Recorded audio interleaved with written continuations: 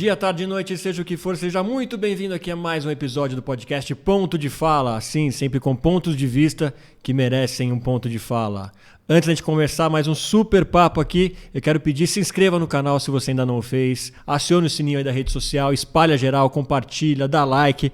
Só assim que a gente vai continuar podendo levar essa mensagem bacana, legal, transformadora, todas as terças e quintas, aqui no Spotify e também no YouTube. Hoje a nossa conversa é muito legal, você sabe que a gente adora a arte aqui no Ponto de Fala. A gente vai falar muito sobre cinema hoje. Ela que é uma grande revelação do cinema brasileiro, a menina prodígio do cinema brasileiro, Vitória Vasconcelos. Seja muito bem-vinda. Obrigada por me receber aqui. Estou super animada para conversar hoje. Legal. Agora conta toda essa história. Você é super jovem. Eu estou aqui na presença dela. Ela é mais jovem ainda, né? E já tão premiada aí no cinema. Conta pra gente aí como aconteceu essa revolução, né? De você sendo cineasta e até chegar nessas premiações. Então, eu sou do Recife e passei minha vida lá, assim, cresci lá. E quando era meio que adolescente, fui fazer intercâmbio nos Estados Unidos. E meio que fui ficando e acabei fazendo faculdade lá. E comecei fazendo faculdade de jornalismo, porque, enfim, cinema eu acho que é mais difícil engolir, assim, com os pais. Nossa, e acho que jornalismo, olha, ela começou jornalismo que nem eu ali. Mas eu curti a faculdade de jornalismo. Gostou? Eu gostei, assim, era ótimo, só não era pra mim, sabe? Entendi. A faculdade era excelente, o problema era eu.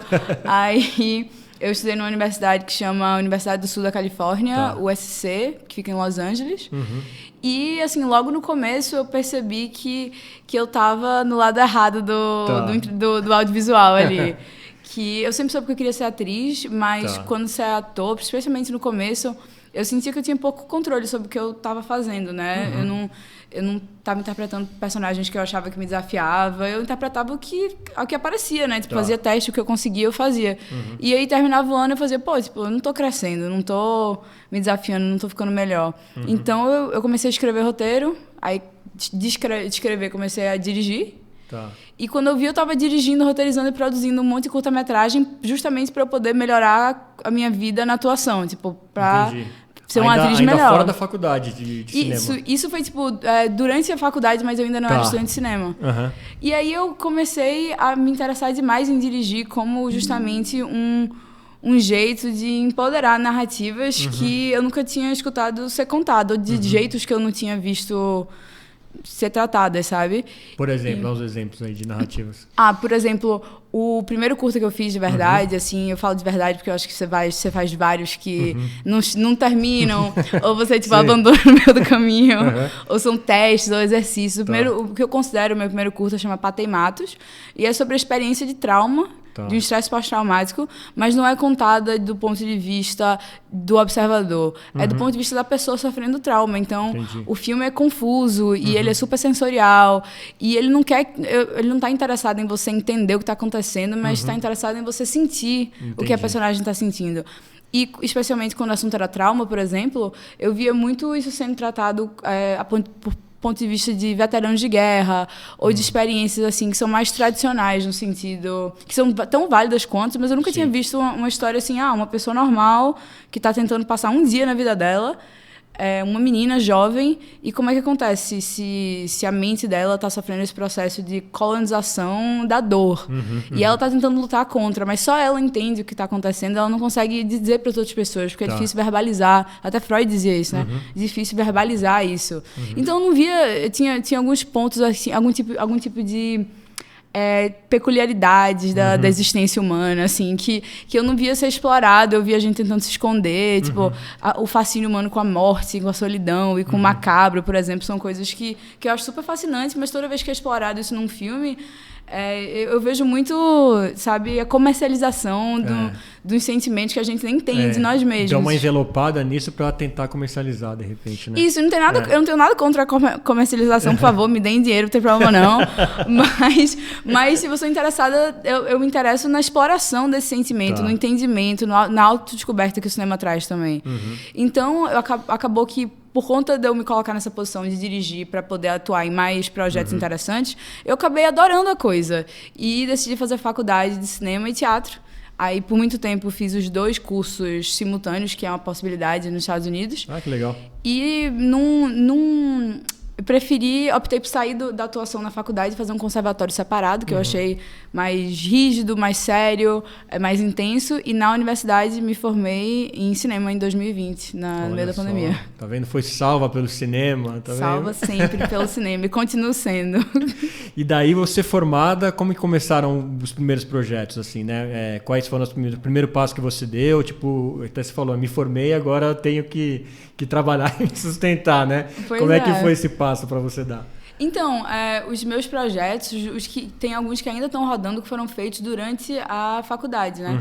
O que eu gravei, que eu considero o primeiro, saiu em 2020, no ano que eu me formei. Tá. E ele parou de rodar recentemente, festival, né? Finalmente foi aposentado, tá disponível online para todo mundo ver. Ah, que legal. Que é uma parte muito legal do processo, né? É legal ir para festival e tal, mas chega uma hora que é muito bom mostrar o filme para quem quiser ver, qualquer pessoa do mundo pode ir. Deve dar uma ansiedade para isso até, né?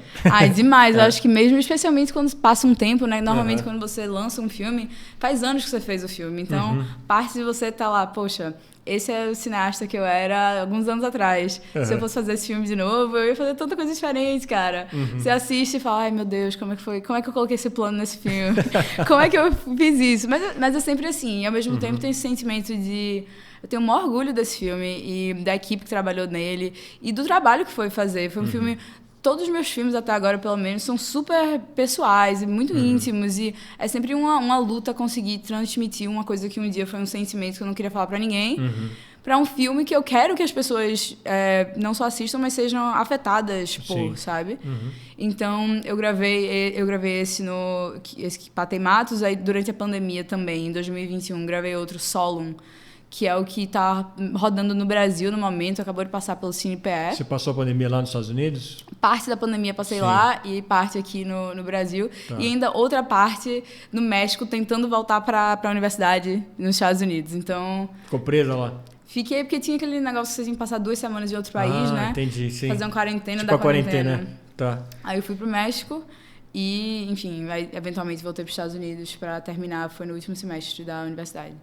Aí eu fiz esse filme Solon, que tá rodando, e o mais recente que eu fiz foi uma coprodução Estados Unidos e Canadá, que ganhou um incentivo do Festival de Toronto por meio do Laboratório de Desenvolvimento para Cineastas Emergentes. E esse é o último projeto que eu fiz, e eu tenho trabalhado aqui no Brasil como... qualquer pessoa, eu acho, a maioria das pessoas do audiovisual independente em projetos que vão entrar em editais e trabalhando nessas aplicações e até desenvolvimento de roteiro. Eu estou escrevendo um longa, estou terminando de escrever um longa no momento. Tá. Então é isso que eu tenho feito. Legal.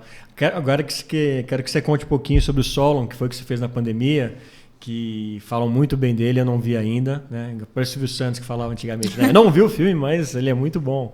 E conta pra gente como que foi, né? Trabalhar na pandemia, você fez meio que um pouco de tudo, fez muita coisa sozinha. E fala qual que foi a satisfação de você entregar esse filme. Foi esse que foi premiado ou não? Foi. Foi, então daí já conta pra gente como que foi a premiação. Você tá falando do CinePE, né? Isso, Isso, foi esse que foi premiado no CinePE.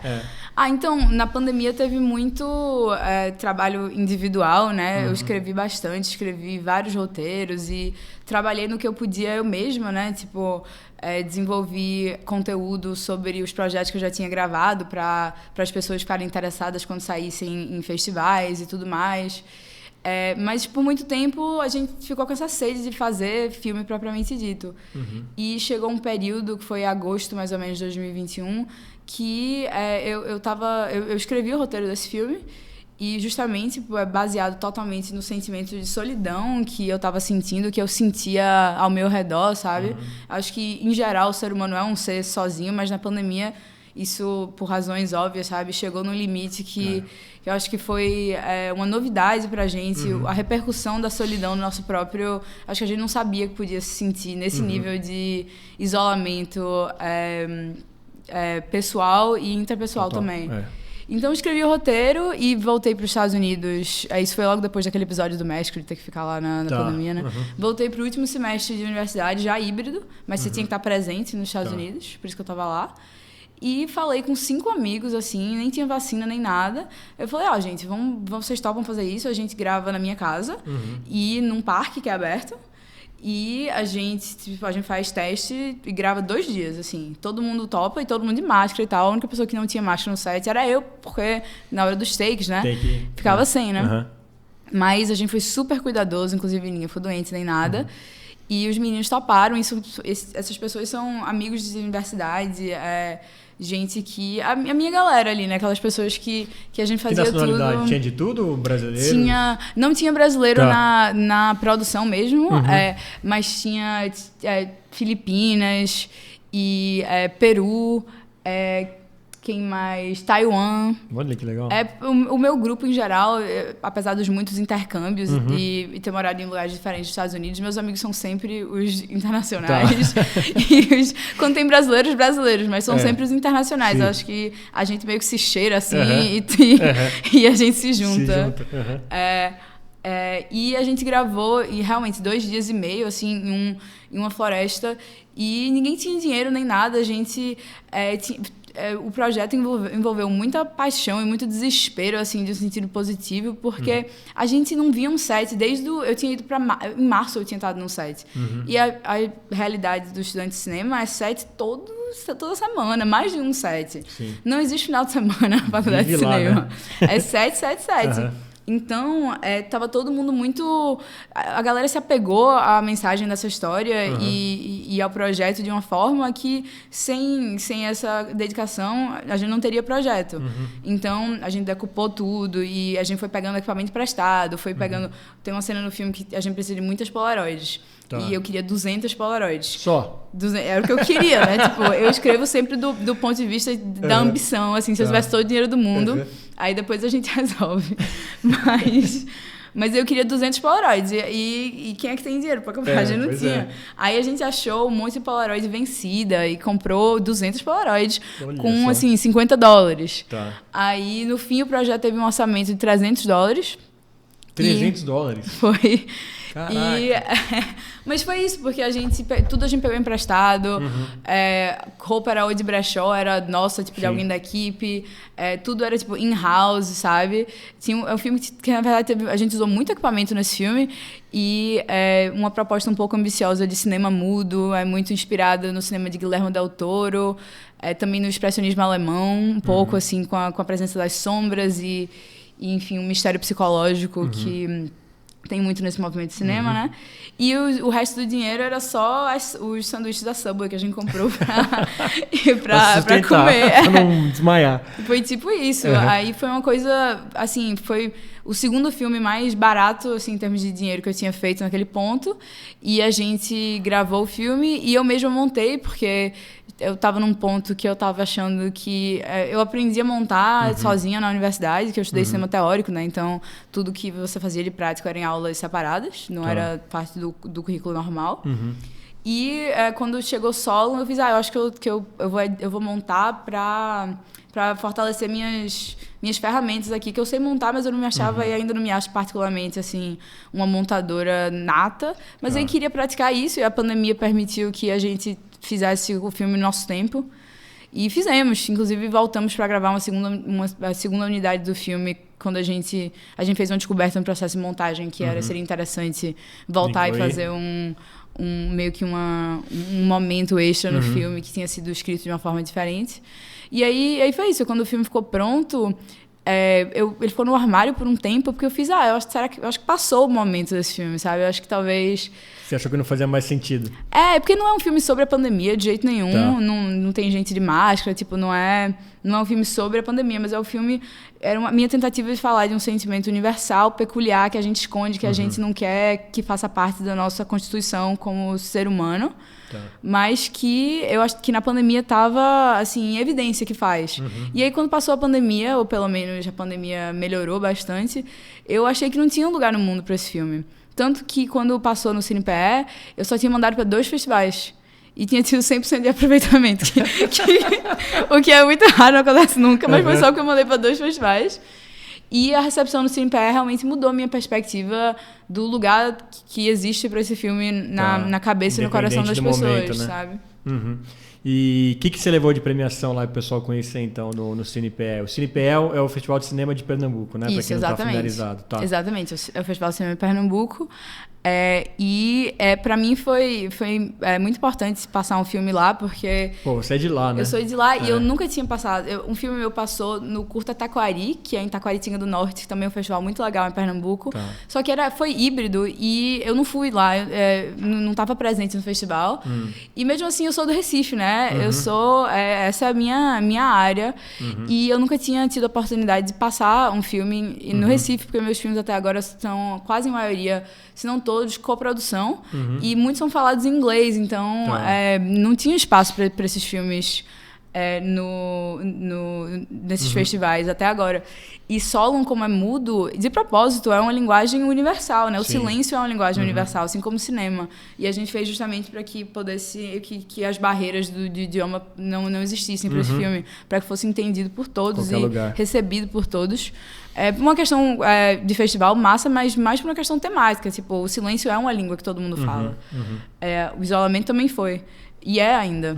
Então, quando a notícia passar no CinePE, assim, apertou meu coração de felicidade, porque ia passar num teatro num cinema que era um teatro que eu cresci indo, que é o Cine Teatro do Parque, que é o mais antigo teatro jardim do Brasil, assim, é um espetáculo por si só.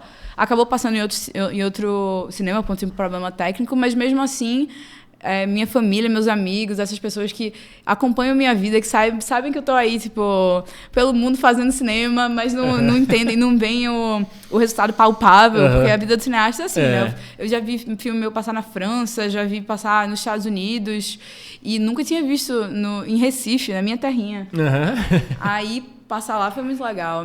E poder, tipo, ver minha mãe assistir o filme, e meu pai, minha irmã, minhas irmãs, enfim. Nossa. Foi muito legal.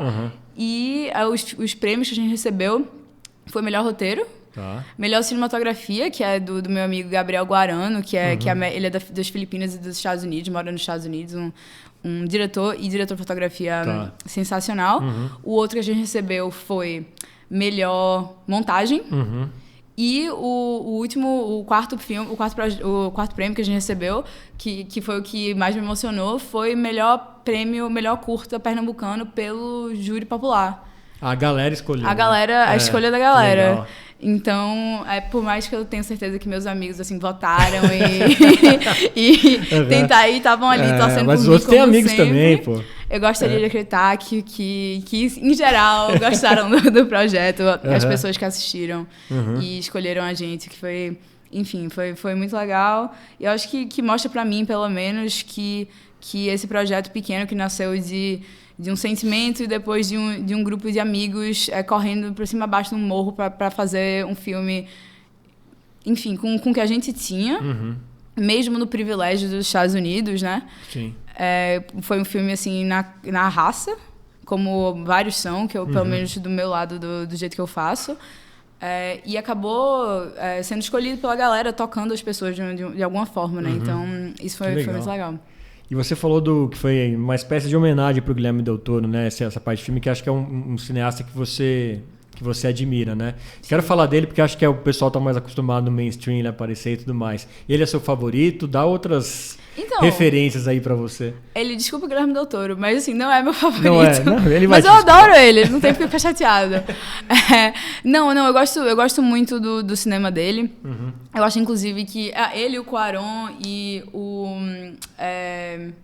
meu Deus, e o Inarritu, né, o González Inarritu, são uma pequena revoluçãozinha ali, o triozinho mexicano em Hollywood, que tem ajudado, aberto portas para as outras pessoas da América Latina que querem fazer filmes que se encaixam nessas narrativas de gênero, e até ele de gênero, Del Toro, no caso, né? Sim. E uma coisa que me tocava muito no cinema dele era a sensibilidade e a delicadeza com que ele retratava monstros, ou os que eram vistos, ou pessoas e seres que são vistos pelo resto da sociedade como monstros. E ele tem esse amor, essa paixão, esse carinho pela ideia da monstruosidade. E eu vejo no cinema dele uma desconstrução, assim, desse conceito. E Solon fala muito disso porque... tem muito a ver com isso, porque fala de uma personagem que não consegue se encaixar no mundo. Independente, não tem nada a ver com o Covid, mas ela não consegue se ver como parte do mundo. Ela se vê como monstro, sabe? Ela é um repelente de interações e conexões. Entendi. E é isso que falta na vida dela, conexão humana. E é esse o que leva o filme a seguir, o que faz o filme andar, sabe? É essa busca dela por conexões humanas. E como ela não consegue ter conexão com ninguém, ela acaba procurando conexões em coisas que não são humanas, coisas que são mortas, coisas que não servem mais o propósito que um dia já serviram. Uma mesa quebrada, um bicho que você vê morto na estrada. Onde tiver conexão, ela tenta se conectar. Entendi. E por isso que o filme que Guillermo del Toro foi uma inspiração muito grande, porque eu vejo muito essa temática no cinema dele.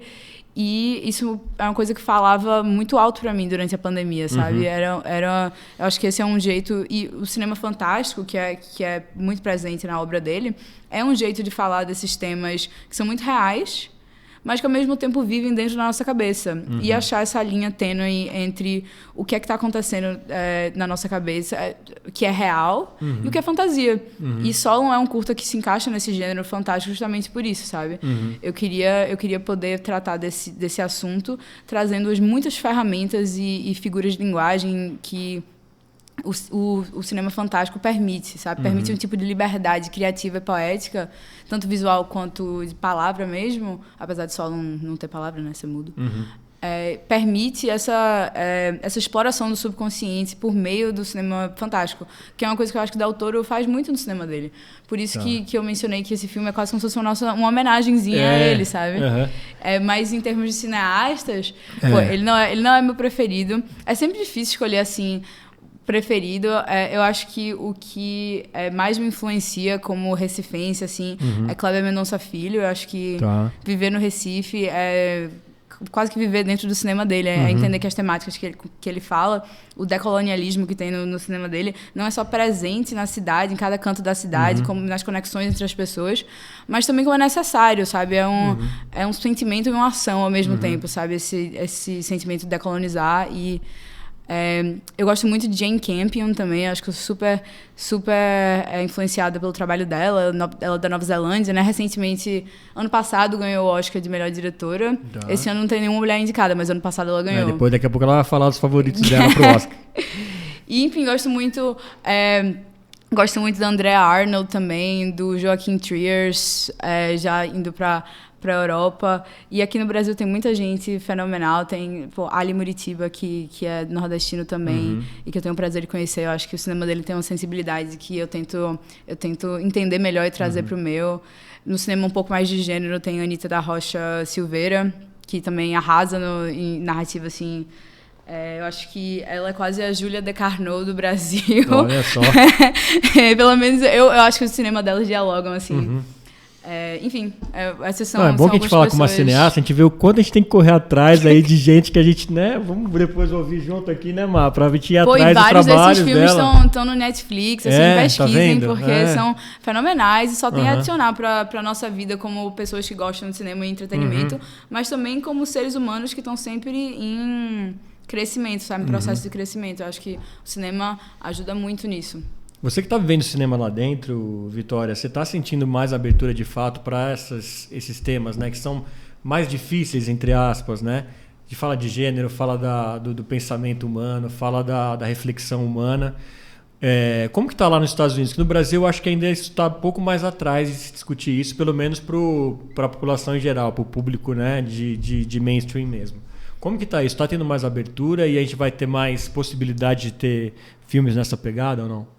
Cara, eu sempre acho que sim, que as coisas estão melhorando, que depois do Me Too existe uma diferença na indústria, mas é aquela coisa, né? Nunca é uma linha reta para o progresso, sempre tem pausas e... por exemplo, o Oscar, que apesar de não ser... apesar de ser um festival bairrista, né? Como acho que foi o diretor de Parasita, né? Que falou isso, que o Oscar não é isso tudo, mas querendo ou não, é um termômetro assim social para aquele meio, né? Aquele clubinho. E o fato desse ano a gente teve vários filmes incríveis, do mesmo patamar de outros dos filmes indicados ao Oscar. dirigidos por mulheres e não ter nenhuma indicação, isso não é uma exceção, isso é a regra. A exceção esse é o normal a mulher ganhar. deles, né? Exato, a exceção é a mulher ganhar. Então, assim, existem pessoas que resistem a esse tipo de progresso em todo lugar. Tá. E, inclusive, na indústria americana, existem ainda as pessoas que não acreditam que um filme com um elenco de só pessoas negras pode ganhar dinheiro, aí chega um Pantera Negra da vida para tirar uma onda com isso. Do mesmo jeito que existiu a ideia de que um filme feito com um elenco só de pessoas asiáticas não dava dinheiro, porque dinheiro é o que move Hollywood, né? Tipo, período. Tipo, e já foi desconstruído também. E Podres de Ricos, né? Crazy Rich Asians, foi um dos filmes que mais ganhou dinheiro naquele ano. E se você vê, é uma comédia romântica como... Sabe, não é uma comédia romântica revolucionária na sua linguagem, sabe? É uma comédia romântica legal. Você senta lá, assiste, se você curtir esse... você curte. Eu adoro assistir esse tipo de filme com a minha mãe, sabe? Eu cresci assistindo filme de Julia Roberts com a minha mãe. A gente adora sentar no sofá e assistir. Mas por conta do elenco ser de pessoas que são asiáticas, é um baque em Hollywood que acredita por alguma razão, assim, que ninguém consegue explicar. E reflete no público, né? A gente acaba tendo preconceito aqui, né? As pessoas crescem com isso na cabeça. Eu acho que sim, eu acho que o cinema tem um quesito educacional muito grande. E é por isso que a representação é uma coisa fundamental, né? É muito difícil você acreditar que você pode fazer uma coisa se você não vê uma pessoa que parece com você fazendo essa coisa. Eu, quando era menor, não sabia que podia ser cineasta nem atriz, porque eu não conhecia ninguém, tipo as pessoas do Nordeste que estavam ali, que falavam que nem eu falo, que, enfim, estavam nesse meio, eu não via ninguém que... Eu não vi uma cineasta nordestina que eu podia apontar e falar, tá, ela veio do Recife, eu veio, não sei, Fortaleza, Paraíba, enfim. Eu não tinha uma referência. E olha que eu sou uma pessoa privilegiada e branca. Imagina para as pessoas pretas que têm que passar por isso vezes muito mais, sabe? E agora a gente vê, quando você vê uma pessoa que parece que tem a sua cara, ou que fala que nem você fala. Eu adoro ver o povo de Recife, do Nordeste, tipo, rodando o mundo. Esse ano é um filme brasileiro que... chegou muito perto do Oscar, foi o Curta Sideral, uma produção potiguar lá de Natal, do Rio Grande do Norte. E, enfim, um projeto muito legal, cheio de gente fenomenal, assim, que quase chegou lá. E se aquele filme tivesse sido indicado, eu ia considerar uma vitória minha também, mesmo eu não tenho nada a ver com o filme. Mas eu ia considerar uma vitória minha só pelo fato de saber que, tipo, o Nordeste tá seguindo junto, sabe? Que a gente se apoia, que a gente se ajuda. Então, é uma questão muito importante de representação. E eu acho que existe, sim, essa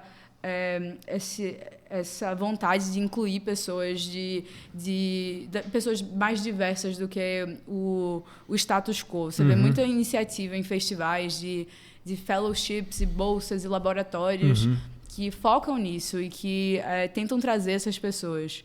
Eu vejo isso crescendo, né? Então, eu espero que essa minha percepção seja realmente o que está acontecendo e que continue assim, se assim for a verdade, né? Tá. E aqui no Brasil, né? Como que tá o cinema hoje? Porque a gente vê os filmes brasileiros, pelo menos eu cresci ali, década dos anos 80 e tal, parecia que os filmes brasileiros seguiam o mesmo padrão. Falava muito sempre da regionalidade, uns filmes bem falando sobre, né, como que é o Brasil aqui de verdade e tal. E o Brasil nunca foi de trabalhar tanto essa variedade de... O brasileiro fez um filme de suspense, fez um filme de aventura, fez um filme de até terror, sei lá. Por que isso aqui não acontece tanto no Brasil e lá fora é mais natural que as outras indústrias fabriquem esse tipo de filme? Poxa, eu acho que eu posso contar, tipo, minha percepção, que não é assim, um fato, é o que eu entendo, meu entendimento do meu conhecimento, assim.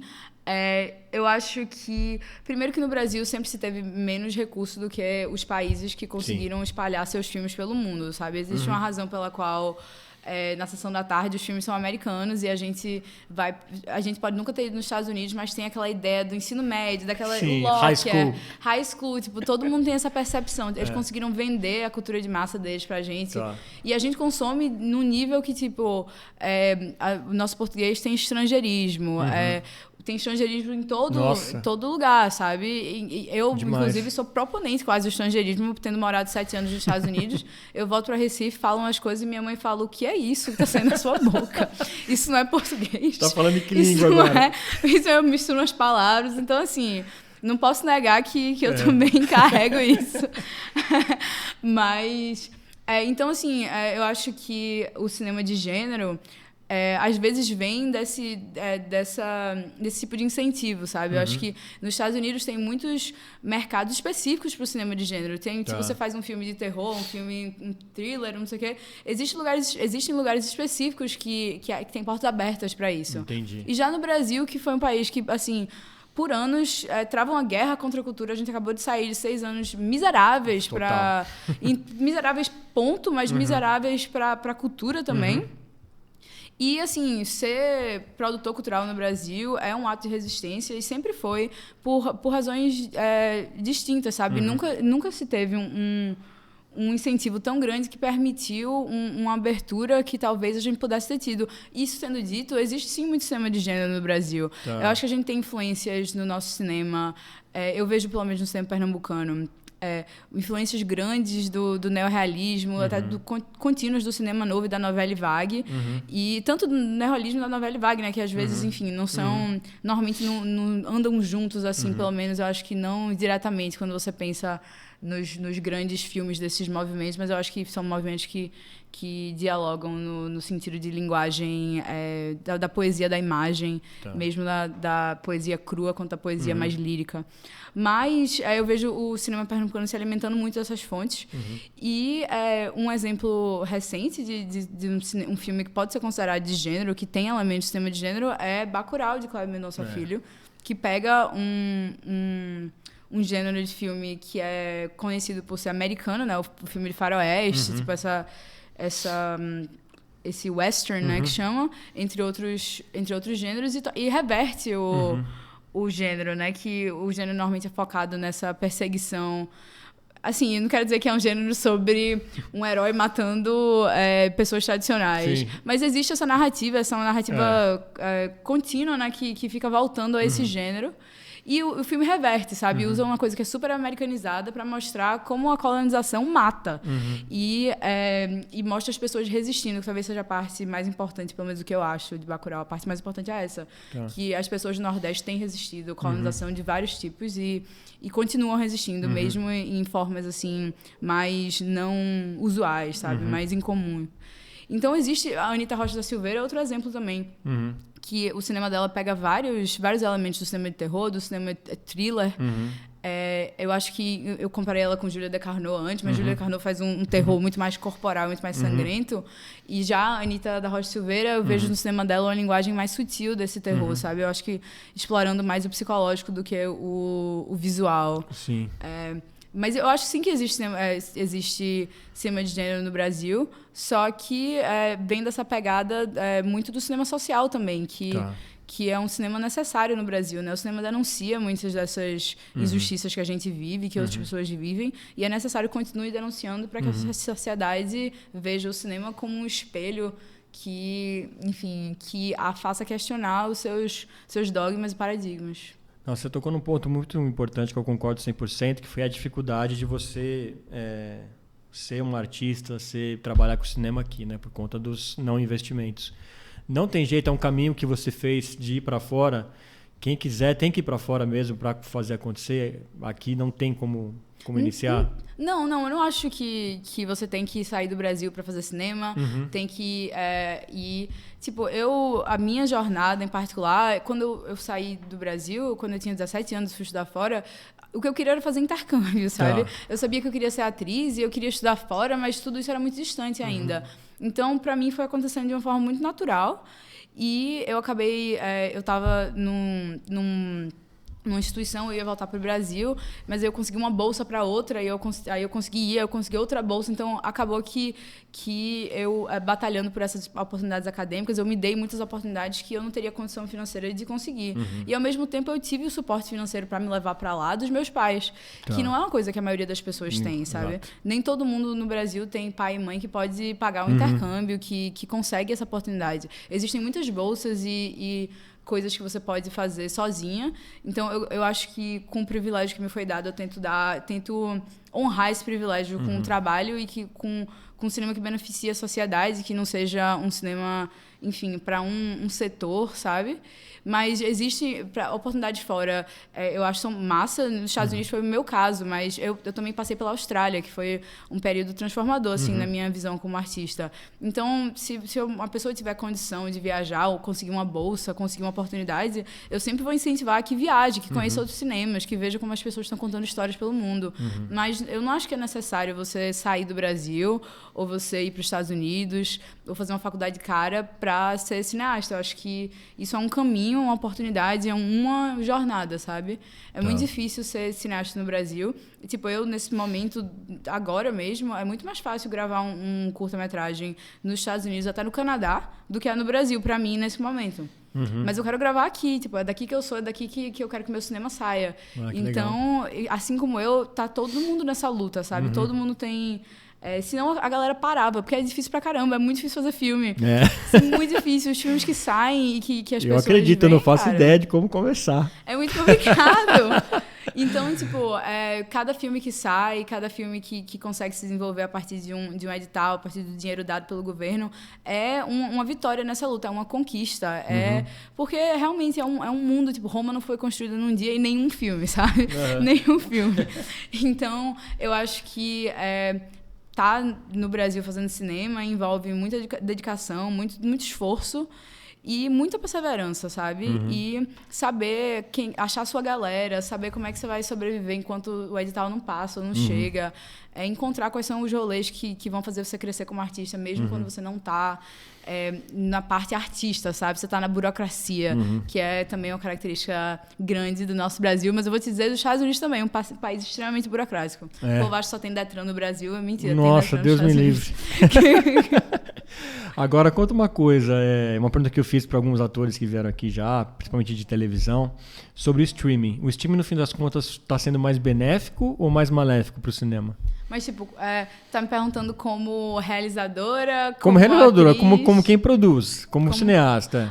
Eu acho que a minha opinião nos streamings é que ele ajuda sim, porque apesar de...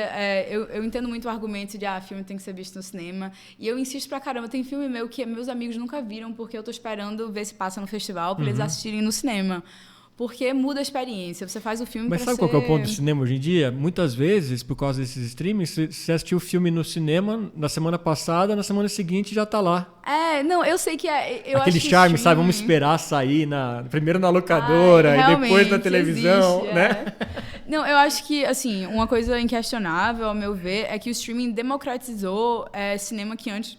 isso sem dúvida. Que antes podia ter sido considerado elitista ou inacessível. Cinema internacional é um grande exemplo disso, sabe? O Netflix tem filme internacional? Tem, mas tem o MUBI, que é um Netflix de cinema internacional, sabe? Tem o Criterion Collection, que funciona em vários países, que só tem esses filmes cults, sabe? Que você estuda, que você lê nos livros, mas quando você vai procurar o torrent, cadê? Não tem. Então, assim, existiu uma democratização que é muito... que é um benefício enorme para a sociedade. Qualquer tipo de democratização sempre beneficia a sociedade. Então, o streaming trouxe isso, sabe? Agora, um moleque de 13 anos que tem Netflix pode ver um filme do Truffaut, tipo, que nem E olha que Truffaut nem é um cineasta assim, obscuro da história do cinema. Ao contrário, é super influenciador, mas... mas não era acessível, né? Mas não necessariamente acessível, né? Um Agnes Varda da vida, que enfim, eu acho bem mais importante na Belle Vague do que o Truffaut. Polêmica. Uma opinião polêmica.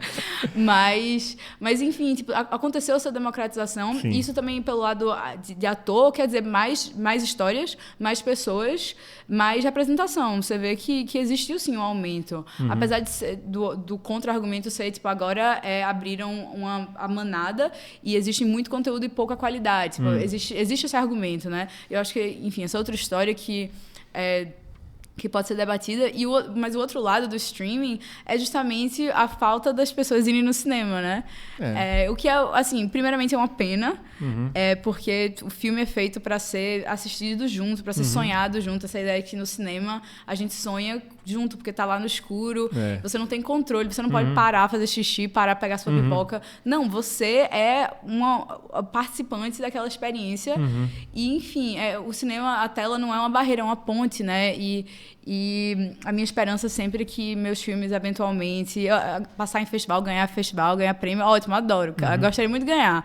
Mas o objetivo sempre, quando você está fazendo filme, pelo menos da minha parte, é aquele sonho de estar numa sala de cinema com pessoas que não te conhecem, vendo esse filme, que talvez não tenham nenhuma informação sobre o filme, e tendo essa experiência, sabe? Vendo como é que é possível impactar uma pessoa com um trabalho que um dia foi só uma ideia na sua cabeça, ou uma palavra, algumas palavras no roteiro. Então, assim, ir pro cinema é uma experiência mágica que eu incentivo muito. Pois é. Mas é o que eu te falei, eu lembro quando a gente era criança, né? Isso faz muito tempo. A gente ia no cinema, tinha assim, ó, é a última semana que esse filme tá no cinema. A gente precisa ir, porque senão só daqui X meses vai estar na locadora. Pois é, né? Aí acabou que é aquele negócio, tipo, com delivery o povo não quer ir pro restaurante mais. Então, eu acho que é um processo, depois da pandemia, ficou muito difícil no cinema ainda mais, né? As pessoas têm dificuldade, tipo, pararam de ir e agora a retomada tá ainda acontecendo, e eu acho que os cinemas estão tentando fazer a parte deles de fazer pacotes. Tipo, nos Estados Unidos tem muito isso. Você paga um valor por mês e você pode assistir não sei quantos filmes aqui tem por também, semana. você paga um valor por mês e fica à vontade. Também, né? Exato. Então, assim, as pessoas estão tentando... Uma assinatura de cinema, né? Exato. A criatividade, ele está tentando sustentar essa ideia. Eu, particularmente, sou fã dos cinemas de rua. Eu acho que você, brasileiro... Nossa, cada vez mais raros, né? No Recife, assim, tem dois grandes cinemas de rua. E meu amigo estava me levando pela Paulista agora, e ele apontava, ó, cinema. E eu ficava, caramba, eu espero que as pessoas daqui valorizem a quantidade de cinema de rua que tem na cidade, porque eles não só são um patrimônio histórico, mas são um patrimônio emocional, sabe? É o cinema que teu pai ia assistir um filme, que tua avó ia ver um filme, sabe? Todo mundo tem uma história que se passa no cinema. Existe esse valor sentimental que adiciona na experiência de ver um filme. E muitas vezes os filmes que passam no cinema de rua, pelo menos no Recife, não são filmes que estão passando nas salas de cinema comercial, sabe? É uma experiência diferente. Sim. É uma experiência que integra você e a cidade, não é uma experiência que integra você e a McDonald's do shopping, sabe? Que é onde fica o cinema do lado da McDonald's. Então, enfim, eu sou super fã e incentivo as pessoas a entenderem o cinema não como um play e uma pausa, uma coisa que você controla, mas como uma experiência que está sendo compartilhada com você como ser humano num ambiente com outros seres humanos, sabe? Eu acho que seria muito legal que a gente voltasse a ver o cinema desse jeito. E daí os festivais, né, que trazem a gente para ter essa experiência em conjunto. E você lembra o primeiro filme que você viu no cinema? Não. Não? Não lembro. Porém, não lembro, assim, mas minha mãe diz que foi Peter Pan. Então, mas eu não lembro. Não lembra. Estava lá, mas não lembro. Meu foi ET também, eu não lembro. Tá vendo? Tipo, não tem... É bom saber, assim, mas eu não lembro, não. Agora, eu tenho muitas, inúmeras experiências. Eu acho que eu podia meio que dividir minha vida nas experiências, nas memórias que eu tenho indo pro cinema. Tipo, indo ver Harry Potter com os meus primos. A minha fila de 5 primos, cada um com um tic-tac na mão, assim, que minha avó dava. E a gente ia ver Harry Potter, ou toda sexta-feira, depois no ensino médio, o rolê era no shopping. O povo andava no shopping e eu na fila do cinema, assim, vamos fazer o rolê no cinema. E ninguém mais, o povo queria conversar, né? E eu querendo ir pro cinema. Tá ali a culta ali no cinema. Aí qualquer filme a gente vê, não tem problema não. Ou o dinheiro que sobrava do cinema, do ingresso do cinema, era pra comprar o DVD de R$ 9,99 que vendia na Americanas. Ficava caçando lá, eu lembro. A quantidade de filme B que eu tenho, assim, que era o que tinha, assim, sobrou R$ 9,99, eu ia direto pra lá na sessão de... Então, assim, minha vida foi toda pautada em experiências que têm a ver com cinema. Mas, infelizmente, eu não lembro do meu primeiro filme. Então, acho que é difícil lembrar, que geralmente a gente foi levado, né, pequenininho. Pois é, né, uma pirraia não tem como. Agora, pra gente fechar aqui, Vitória, você que já deve estar acompanhando alguns filmes aí que estão no Oscar, dá a dica de alguns aí que você gostou muito pro pessoal assistir. Bom, primeiro eu vou dar a dica que esteja acessível aí pra assistir, que esteja acessível, ok. A primeira dica que eu vou dar, na verdade, é o curta que eu mencionei, Sideral, que não vou falar, inclusive, direto com o espectador. Não, mas é um curta brasileiro que vive passando em festival, então se não está acessível agora no site de um festival, porque o bom dos festivais pós-pandemia é que agora você consegue ver online, né, se você não conseguir ir no cinema, e foi um filme que entrou na lista de finalistas do Oscar, e a mídia pelo mundo estava apostando que ia entrar, eu também estava apostando, e assim, não rolou dessa vez, mas é um filme que vale muito a pena ver, e agora de filmes que estão assim, indicados... um que eu curti muito, que eu acho que é o favorito de muitas pessoas, Tudo ao Mesmo Tempo em Todo Lugar. Toda vez eu falo errado o nome desse filme, mas é Everything Everywhere All at Once, que é um filme louco, assim, que estrela a Michelle Yeoh. Falar bem desse. E é sensacional o filme. É um filme que eu garanto que você nunca viu um filme desse jeito na sua vida. E, enfim, eu acho que a linguagem do cinema ali, eles conseguem fazer muito e contando uma história simples. E não quero falar muito, porque se você não viu, vale a pena ir sem nenhum entendimento do que vai acontecer com você, porque... Enfim, tem também um que eu gostei muito esse ano. Isso são os americanos, né? Tem The Whale, A Baleia, que deve estar... Eu vi o pôster agora não sei se foi na Belas Artes, mas foi num cinema aqui de São Paulo, então se não está em cartaz, deve estar entrando, né? Que um filme muito legal. O indicado do Brasil, eu acho que não entrou esse ano. Eu acho que está saindo das salas de cinema, mas deve estar acessível nos streamings. É Marte 1, que eu espero que as pessoas tenham visto. Paloma, outro filme. Agora eu tô falando de filme que não é do Oscar. Não, vai embora. Mas Paloma, que é um filme do Marcelo Gomes, lá de Recife. É outro filme sensacional, assim, fenomenal. E eu tô pensando na categoria... estrangeira. Tem Triângulo de Tristeza, que é um filme que passou em Cannes, que eu também acho fenomenal. Esse sátira bem... É uma pegada meio White Lotus do HBO, mas é um extremo, assim, que eu acho que funciona muito bem. E tem um filme pra quem gosta de filme mais ação e mais, assim... mais, não sei, tipo, ação, mais, sei lá, um primo da Marvel, sabe? Tá. Um filme indiano chama Primo RRR, que é um primo da Marvel, assim. Pra quem curte esse tipo de cinema com mais explosão, sim, com mais... mais, assim, coisas desse tipo. RRR é um filme indiano que tá no Netflix, que passou semanas como número 1 assim, de vários lugares do mundo, e é uma oportunidade de você conhecer o cinema indiano, se você não conhece, né? O cinema indiano é enorme, é uma indústria enorme, eu acho que é a maior indústria de cinema, maior que Hollywood. Olha. Então, muitos filmes legais, pra quem quer uma recomendação de musical indiano. Om Shanti Om é muito legal também. É um cinema tão enorme que eu tô sempre pedindo recomendação, assim, pros amigos, porque você estuda, mas você aprende, o que você aprende é desse tamanho. Mas de Oscar, eu acho que... Será que os fundamentais são... O meu preferido foi Tudo ao Mesmo Tempo, em Todo Lugar e A Baleia. Tá. Foram os filmes dos americanos, assim. E aí teve um que chama Decisão de Partir, que não entrou, que eu gostei muito também. Joyland, que é o filme do Paquistão, que também não entrou, mas que foi um dos melhores filmes que eu vi esse ano. Melhores direções... que eu vi recentemente, inclusive é montado por uma brasileira, se eu não me engano. E então, assim, dedo do Brasil em todo canto. E recomendo demais também. E todos esses filmes devem estar ou prestes a passar no cinema aqui ou já passando. E como você disse, com o streaming, tudo fica mais fácil de achar os filmes. Então, um monte de recomendação. Não, muito bom. A pessoa vou fazer não tem um corte desculpa pra só não ver filme agora. Vou fazer um corte depois só com as dicas da Vitória. Vai estar lá no canal também. Além dessa entrevista que foi ótima. Obrigado por você ter vindo aqui, Vitória. Uma simpatia de pessoa. Obrigado. É um privilégio poder conversar com você estando em São Paulo, né? Pois tô me sentindo super importante dando uma entrevista em outro estado.